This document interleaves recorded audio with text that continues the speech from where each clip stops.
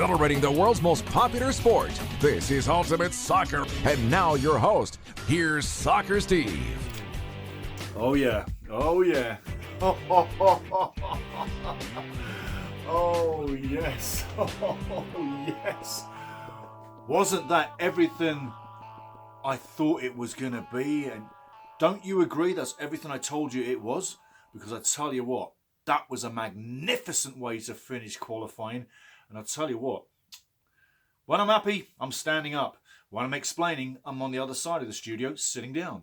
Tonight, this morning, I am standing up because I am absolutely amazed with that performance. I mean, come on. That was absolutely the best Canadian performance I have seen, per se, ever in my life.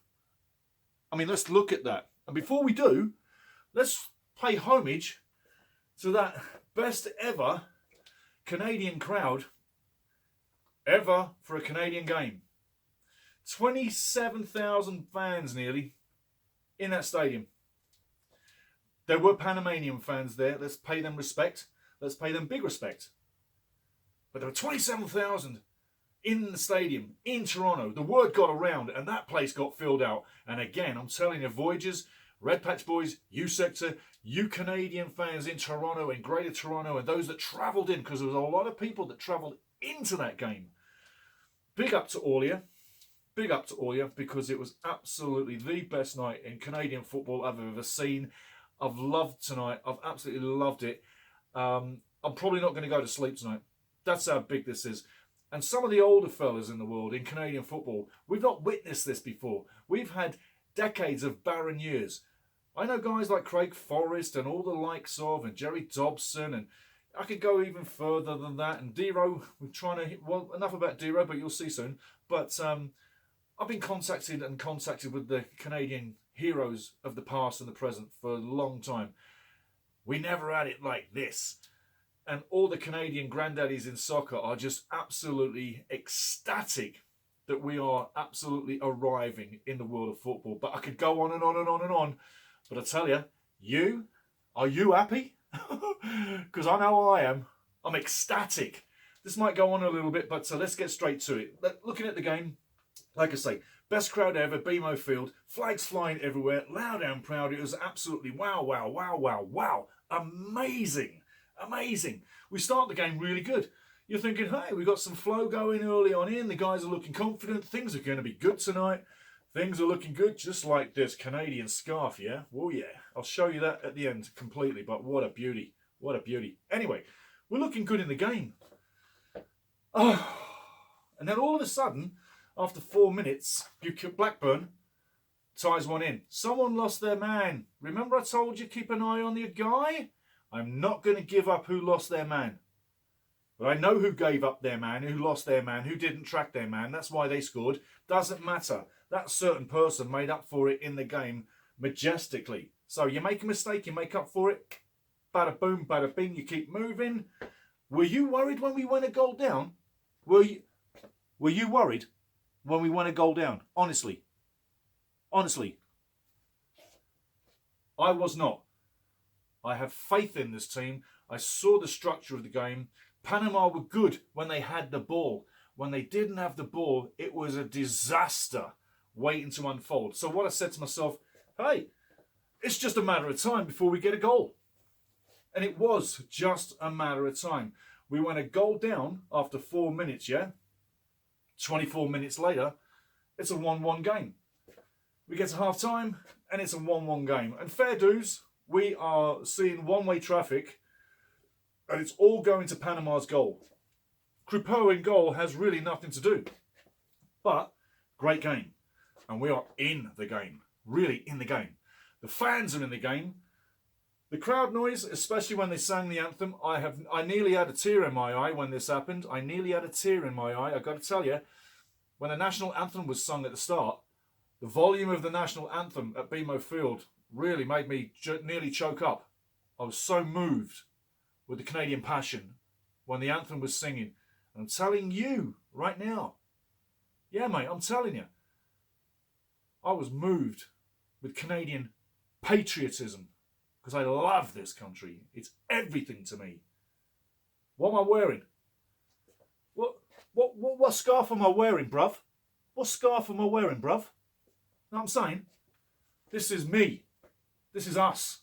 This is this nation. But I tell you, man, it was just one-way traffic all the way to half-time, 1-1. At half-time, I'm thinking, I see goals. I see goals. And so did the 26,662 people in the building. They saw goals as well. At least, I hope they did. But I saw goals coming. And you know what? The game starts off in the second half, just like it was in the first half. A lot of mind games, a lot of time wasting. And that time wasting, Panama would regret it at the end of this game. Yeah? Yeah?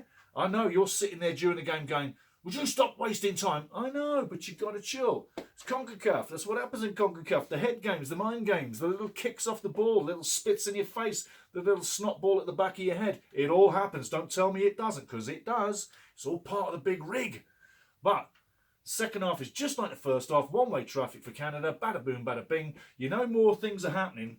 And then Alfonso gets that ball before it goes over the line. Cummings, Honduras, would say, I would clear that away. Cummings of Panama, he thinks it's going out of play. He likes to drift it out. Alfonso does a swivel, pokes it back into play when it's really so close to being out of play it's untrue. The linesman's right there, fantastic, sees exactly that the ball's still live. Alfonso careers down the right, goes to fake right, cuts inside left, slings it inside the post, the right post of the keeper, left. Like I said in the last video, that Alfonso should cut in and then put it in with his left foot. And he did exactly that. And that, I tell you what, the skill of that goal when he pirouetted on the line, brought it back into play, spun around the play, banged it in the goal. I'm calling Alfonso the new Canadian Pelé. Alfonso Pelé Davies. That's what I'm telling you. Alfonso Pelé Davies. And in that conversation, the Hondurans in that last battle we had, they would have kicked it to the stands. Buddy boy, Mr. Cummins for Panama, he'll regret that for the rest of his life. For the rest of his life. But it doesn't matter anyway, because then, you know, Tejon, the man, Buchanan, 71 minutes in, header. What a beautiful header. And when he gets into Bruges, woo, they're going to know they got a superstar, another Canadian superstar. How many more are we going to have? Hey, all of a sudden, we're on overload of Canadian superstars that can score goals. We've never had it so good. Now, we've got to keep it that good. And Johnny Herdman with the level head and the barking and the... he's going to keep them just wound perfectly. What a great situation we got going on right now. And let's not forget, Jonathan David, try, in the game, make things happen, ba, ba, ba, ba. He gets another goal. He's another young kid, another superstar. How many more superstars do you need, Canada? You've got a bag full right now, and there's more coming.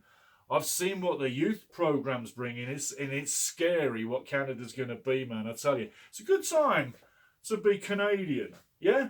If you got it, flaunt it, because we got it. No arrogance, but let's be happy for tonight. Magic game. Woof, 4-1. And I know at half-time you weren't thinking that, but remember when I said 70 minutes about the legs? That last 70 minutes, yeah? When we get to 70 minutes, I'm sitting there watching the game going, oh, we've got 60 minutes on the clock. Okay, fine. I'm expecting things to happen here. Someone's going to lose their legs. Canada had legs for 90 minutes plus another 90 minutes. Honduras would have lasted forever. Jamaica didn't stop running.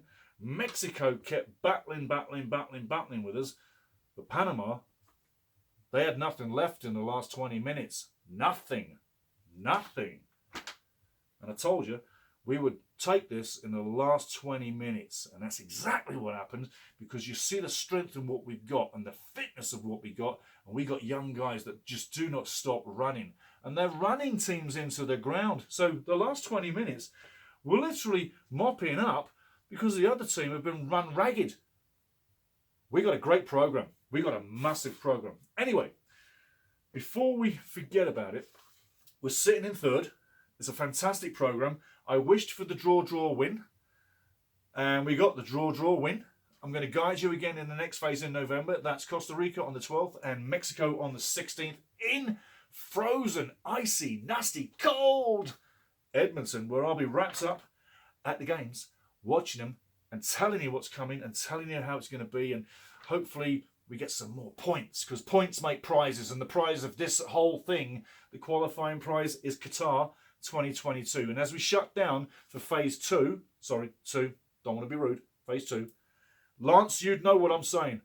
But phase two, we're sitting in third, like I said we would, like I hoped we would, like you know we would, like we've covered this all together so many times, people. If you've been watching the videos, hey, subscribers, mi amor, my family, my mates, my amigos, my amigas, hey, you know I've been saying this all the time. We do this differently here. We're not square lines and shirt and ties. We're sports jackets, we're scarves, we're all the paraphernalia. Even David, David loved the game tonight. David's wearing a Stevie hat. SoccerSteve.com is going to come soon. Oops, let something slip.